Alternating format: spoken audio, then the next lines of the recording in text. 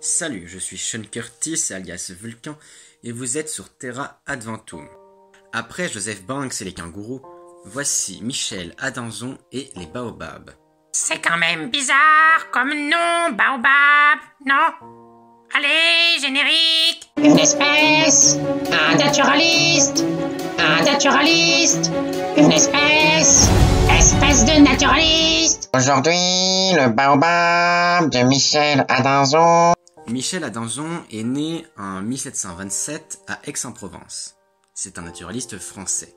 Il a un frère, Jean-Baptiste Adanzon, qui est devenu interprète et chancelier de France en Orient. Michel est un élève brillant qui travaille tout le temps. À Paris, il suit les cours de René-Antoine Ferchaud de Réaumur et de Bernard de Jussieu. C'est un naturaliste et un botaniste, donc Michel Adanzon est intéressé par la vie animale et végétale. Effectivement, mais il rêve aussi d'aventure, de voyage et d'exploration. Il décide alors de se rendre dans un territoire français, mais qui n'a jamais vu de naturaliste à cause de son climat difficile, désertique au nord et tropical au sud, le Sénégal. Son voyage débute en 1748 à 21 ans.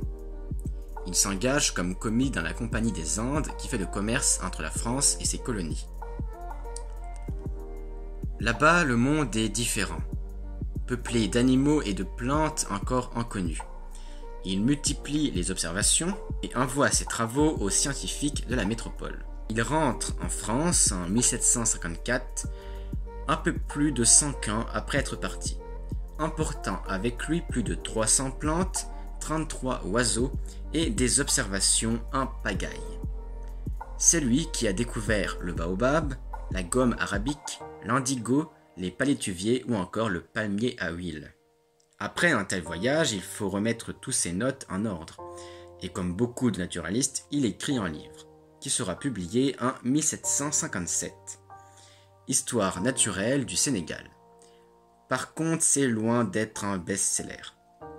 Oh, le pauvre, tout ce travail pour rien. En parlant de travail, abonnez-vous, aimez cette vidéo et partagez-la. Comme ça, on est un peu récompensé, n'est-ce pas? Il publia un ouvrage en 1761 sur le baobab, mais on y reviendra très bientôt. Son plus grand désir qu'il soumet à l'Académie des sciences est l'écriture d'une encyclopédie en 27 volumes regroupant toutes les espèces animales et végétales du monde connues, soit plus de 40 000 espèces. Mais à l'Académie, on lui fait comprendre que ça ne servirait à rien et ils rejetèrent le projet. Adanzon commença alors seul son encyclopédie, mais par souci d'argent et bien sûr de temps, elle ne sera jamais finie. Voici maintenant ce que Adanzon dit sur le baobab. Tout est tiré de son ouvrage « Description d'un arbre d'un nouveau genre » appelé baobab, observé au Sénégal. La première chose qui l'a frappé en observant le baobab, c'est sa grosseur. Attends, pourquoi c'est marqué monstrueuse grosseur? Le F remplace le S? C'est pas un F, mais un S long. En France, on a utilisé ce S jusqu'à la révolution industrielle.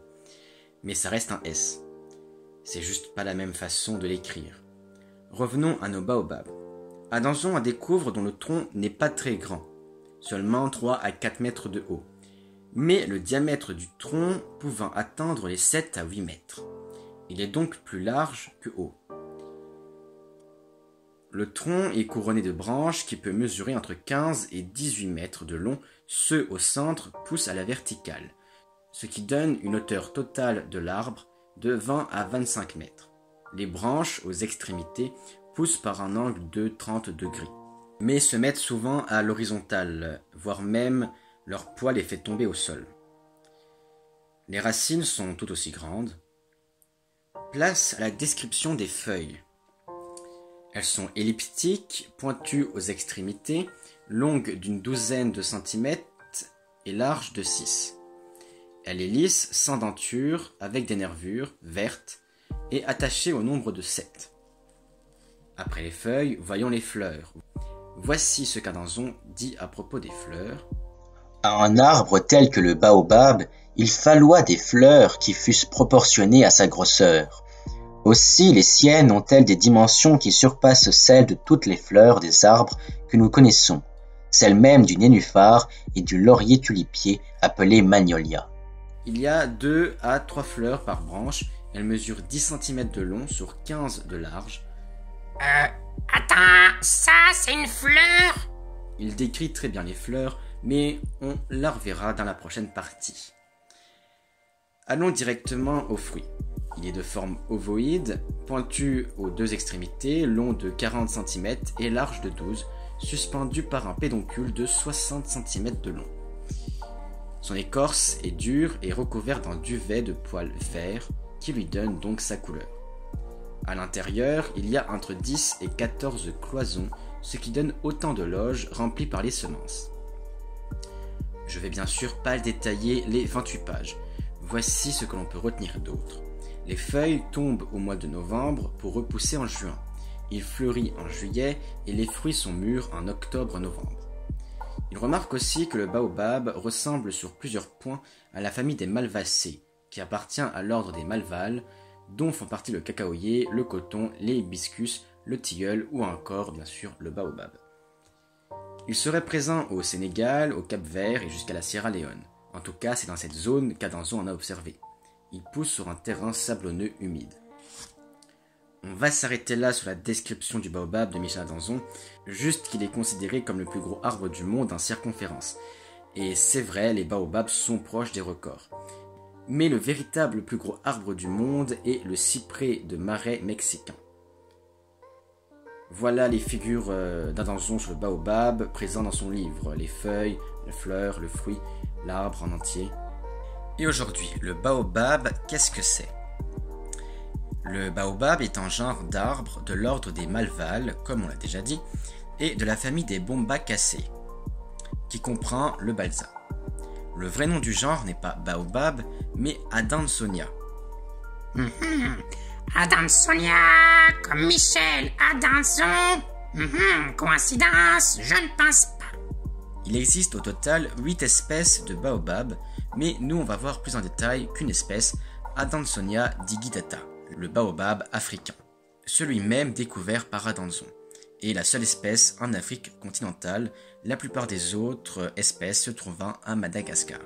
Le baobab africain peut mesurer jusqu'à 25 mètres de haut pour un diamètre du tronc de 5 à 7 mètres. Pendant la saison sèche, il ne possède pas de feuilles. L'écorce est grise et lisse, les feuilles sont simples, exactement comme les a décrits Adanzon. Les fleurs mesurent 15 cm de diamètre, sont blanches et sont suspendues au bout d'un long pédoncule. Elle est constituée de plein d'étamines regroupées en boules. Ce sont les appareils reproducteurs mâles qui renferment le pollen. Au centre, un grand pistil qui se détache. C'est l'appareil reproducteur femelle qui renferme l'ovule qui attend d'être fécondé. Pour se reproduire, certaines plantes utilisent le vent ou encore des insectes pollinisateurs comme les abeilles et les papillons. Pour le baobab, c'est aussi un animal, mais c'est un mammifère, la chauve-souris. Une fois fécondée, la fleur devient un fruit qui peut atteindre les 30 cm de long et pèse quelques 250 grammes. Il est entouré d'une coque assez dure de couleur jaune-vert, devenant beige à maturité. Le fruit est composé d'environ 300 graines contenues dans de la pulpe comestible qui est appelée pain de singe. Les fruits tombent et peuvent être mangés par plusieurs animaux, libérant ainsi les graines. Voilà le cycle de la vie du baobab. On peut ajouter que le baobab a une longévité assez longue, jusqu'à 2000 ans, qu'il peuple une large partie de l'Afrique et pas seulement le Sénégal, et environ, comme le prétend Adanzon, mais c'est normal vu qu'il n'a pas été plus loin. À part ça, Michel Adanzon a décrit le baobab mieux que quiconque. Allez, c'est la fin de cette vidéo, j'espère qu'elle vous aura plu. Si c'est le cas, n'oubliez pas de l'aimer, de la partager et surtout, abonne-toi.